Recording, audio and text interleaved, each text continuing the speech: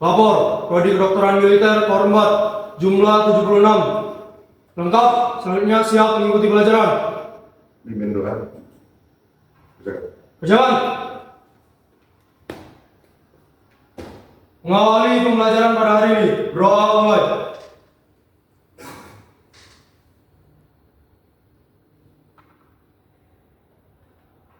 Doa selesai. Selamat di tempat.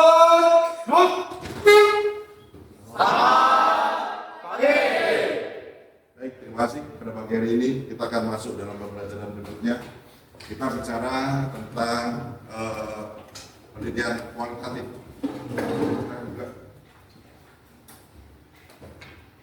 Di dalam uji statistik ada dua yang biasa kita gunakan, baik kualitatif maupun kuantitatif. Ada yang tahu apa sih yang dimaksud dengan kualitatif? Apa itu dengan kualitatif?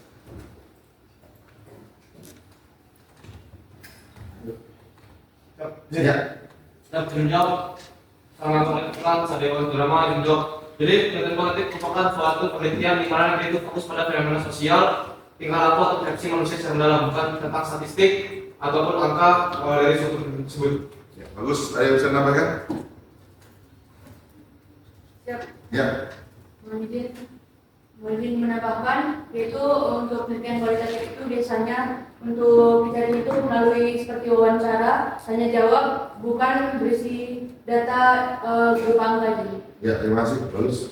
Jadi kualitas adalah sesuatu yang sifatnya adalah yang diungkapkan, sesuatu yang bisa dikatakan oleh sampel yang kita ambilkan. Misalnya, ada yang tahu untuk data kuantitatif? Apa sih data kuantitatif? Ada yang tahu? Ya, Siap. gitu. Ya. Jawab. Jadi data kuantitatif itu untuk menguji teori yang sudah ada lewat angka hubungan antar variabel. Nah, biasanya hasilnya diambil itu melalui kuesioner ataupun melalui pengukuran secara langsung.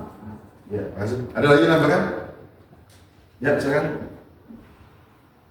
Siap. Untuk data kuantitatif merupakan biasa data yang diberikan dalam bentuk data maupun angka statistik. Biasanya dilakukan dalam operasi matematika ataupun dengan bersifat objektif dan juga terstruktur. Ya, terima kasih.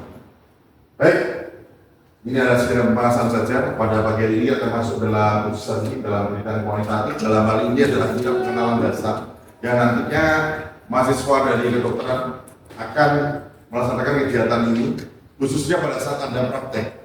Karena pada saat ada praktek, data tidak selalu sifatnya adalah numerik. Data tidak selalu bersifat adalah angka-angka.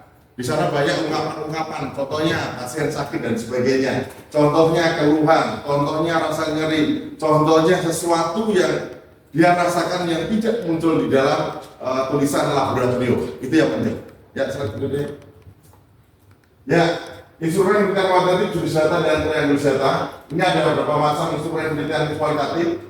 Dalam penelitian instrumen utama adalah bagaimana kita peneliti sendiri. Kita sebagai pribadi, artinya peneliti berperan secara langsung dalam fokus penelitian memilih informan. Kira-kira informan siapa yang mau kita ambil? Bagaimana dia mengumpulkan data? Bagaimana dia menafsirkan di dalam subjektivitasnya? Jangan sampai pada saat dia mengambil itu peneliti sendiri dia tidak tahu. Nah, kita harus tahu di sana.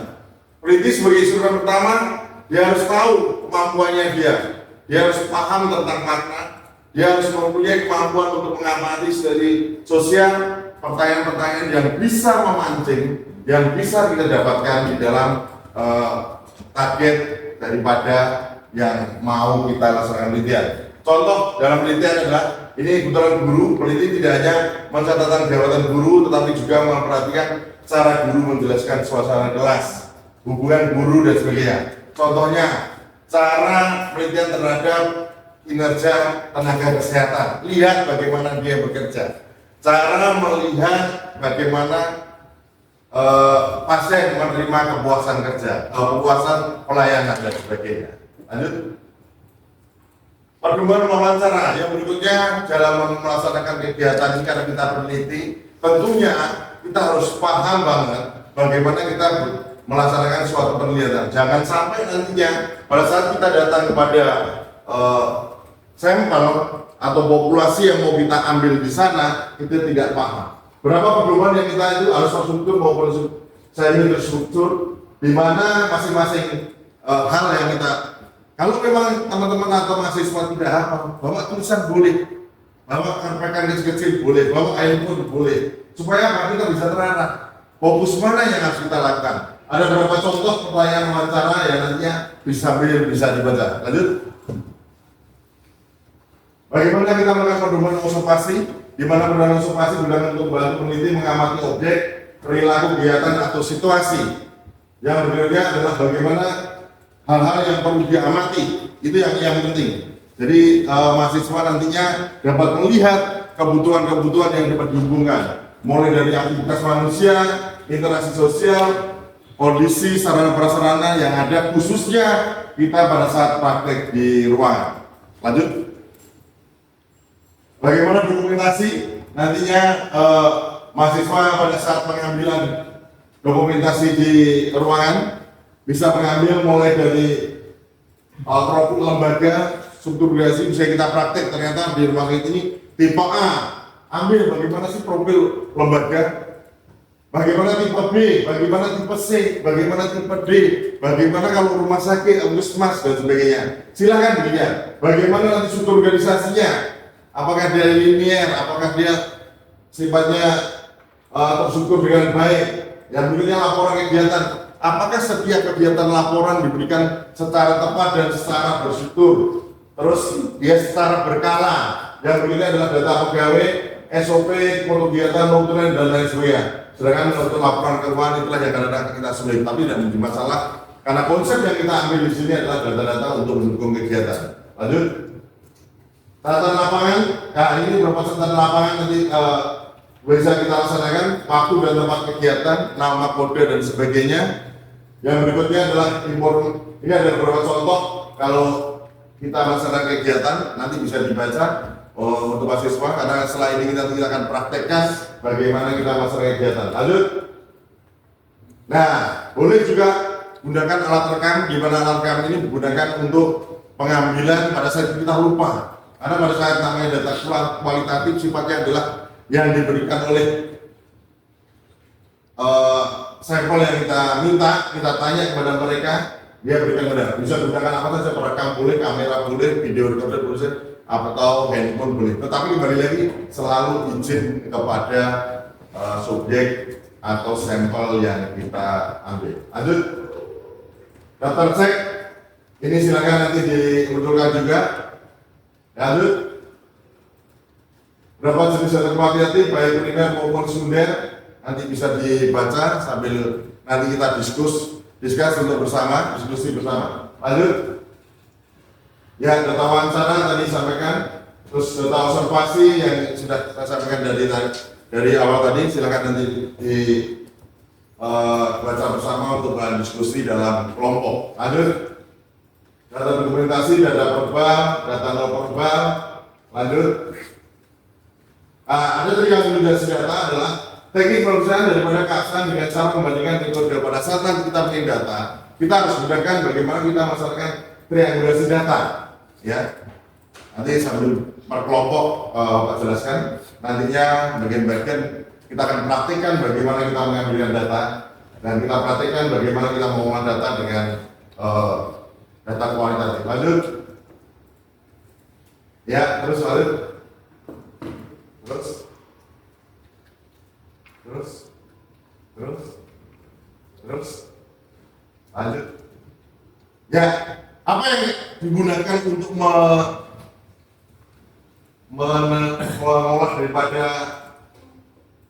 data kualitatif? Yang jelas kita gunakan adalah pengenalan software NBIPO atau Atlasti untuk penelitian kualitatif.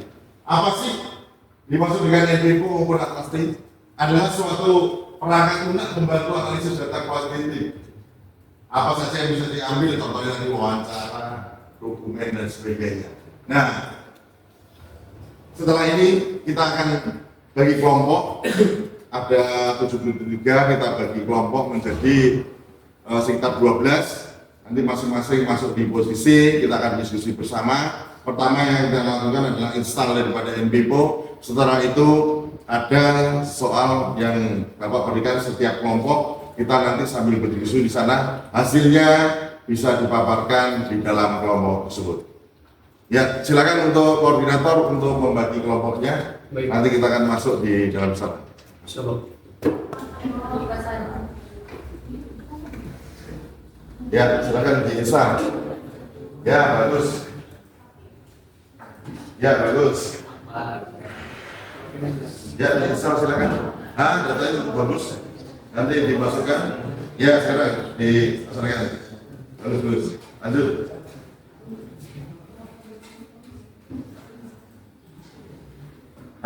Tuh, silakan. Ya, dimasukkan datanya. Ya, bagus. Setelah nanti di install masukkan datanya. Setelah itu hasil daripada ini nanti kita akan paparkan masing-masing kelompok. Ya, tentunya aku kasih waktu kurang lebih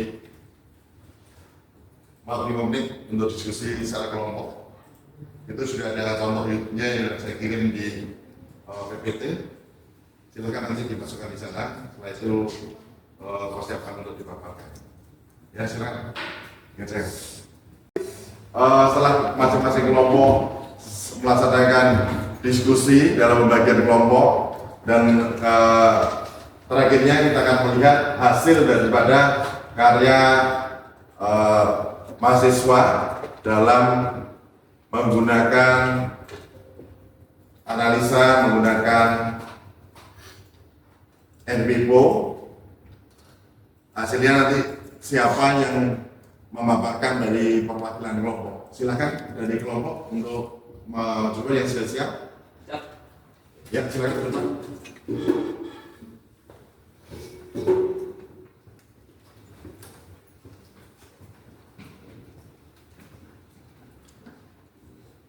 Sebutkan kelompoknya.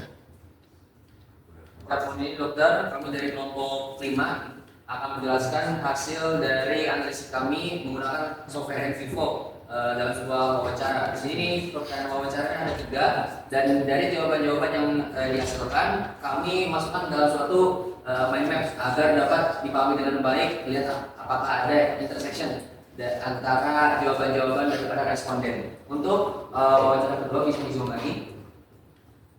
Wawancara kedua dan wawancara ketiga itu memiliki interseksi dari respondennya 1. Sisanya adalah jawaban-jawaban lain yang dimasukkan secara terpisah dari handphonenya agar dapat dilihat intisari dari masing-masingnya. Selanjutnya adalah wawancara 1 yang ada di bawah.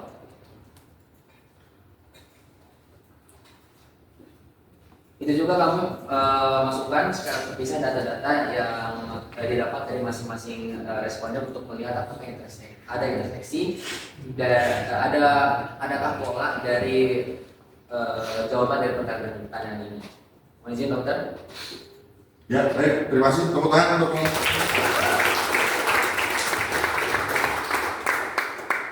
terima kasih. Jadi minimal seperti ini yang kita harapkan bahwa mahasiswa bisa memasukkan data yang didapatkan dari latihan percobaan wawancara di antara teman-teman sendiri. Data inilah yang nantinya menjadi dasar pada saat Anda praktek atau pada saat Anda melaksanakan kegiatan di ruang perawatan maupun pengambilan penelitian.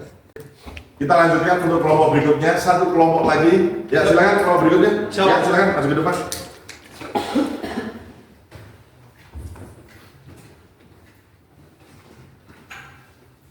Baik, izin dokter.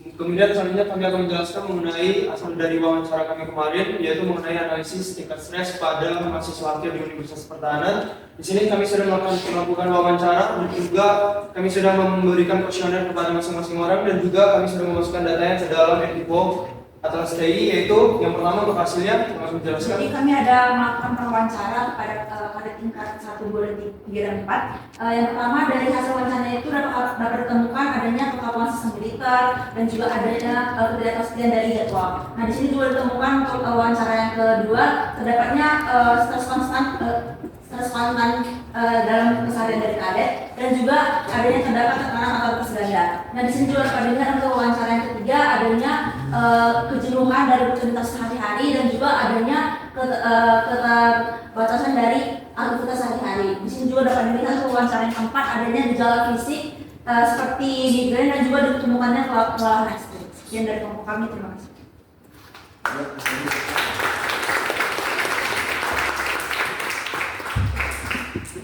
Baik, terima kasih dari kelompok dua kelompok. Saya kira cukup mewakili bahwa semua kelompok, dan saya sudah lihat dan dikirim ke secara akumulatif oleh koordinator cukup mengerti dan paham. Saya berharap nantinya pada saat mahasiswa praktek di ruangan maupun di pengambilan data pada saat penelitian minimal seperti ini bisa dilakukan. Saya berharap ini terus-menerus bisa dilakukan. Tetapi sebelum kita mengakhiri pembelajaran ini, mungkin ada yang bisa ngasih kesimpulan? Ya, silakan. Menjawab, sampai pada dokter sementara menjawab untuk perkuliahan yang sudah kita lakukan hari ini. Pertama kita sudah membahas tentang pendidikan kualitatif itu sendiri. Kemudian kita juga sudah tahu bahwa salah satu cara untuk mendapatkan hasil data dari pendidikan kualitatif adalah dengan melalui wawancara. Kemudian kita juga dikenalkan oleh Pak Yo, yaitu adalah aplikasi Atlas Key yang menurut saya adalah software yang sangat bagus dan sangat membantu dalam penelitian kualitatif, terutama dalam kita menganalisis data, di mana dengan menggunakan aplikasi ini kita bisa digunakan dalam proses voting, kemudian mengelompokkan kategori dari hasil wawancara, juga kita bisa menyusun tema jadi lebih sistematis dan efisien. Kemudian namun tadi kita juga beberapa kelompok sempat mengalami kesulitan, itu diakibatkan karena software ini sekedar alat bantu atau alat bantu kita, sedangkan hasil analisis itu tak bergantung pada kemampuan kita sebagai mahasiswa dalam memahami, menginterpretasikan maupun menarik makna dari data yang kita peroleh. Jadi semuanya kembali lagi ke mahasiswa itu sendiri. Ya. Baik, ada lagi? Lulus, ya silakan. Baik, untuk materi Atlas Key ini merupakan materi yang sangat penting bagi saya karena tadi saya banyak mendapatkan ilmu bahwasanya dalam melakukan penelitian kualitatif itu kita perlu terbantu dengan adanya software Atlas Key ini, di mana dia menggunakan pengkodean dari hasil apa yang kita wawancara menjadi suatu kelompok yang bisa kita analisis untuk dijadikan sebagai dasar analisis penelitian kualitatif kita. Terima kasih. Ya, makasih, cukup jelas. Jadi dua jawaban tadi maupun dua kelompok yang diberikan itu menandakan bahwa pengertian dan pemahaman. Setelah kita diskusi banyak di kelompok masing-masing yang saya lihat satu persatu dari masing-masing kelompok cukup mewakili. Saya kira waktunya sudah habis. Pertemuan hari ini kita akhiri. Kalau tidak ada pertanyaan, kalau nanti ada kebingungan dan sebagainya, bisa langsung ke handphone saya atau kita konsultasi lebih dalam. Baik, terima kasih. Selamat siang. Siap.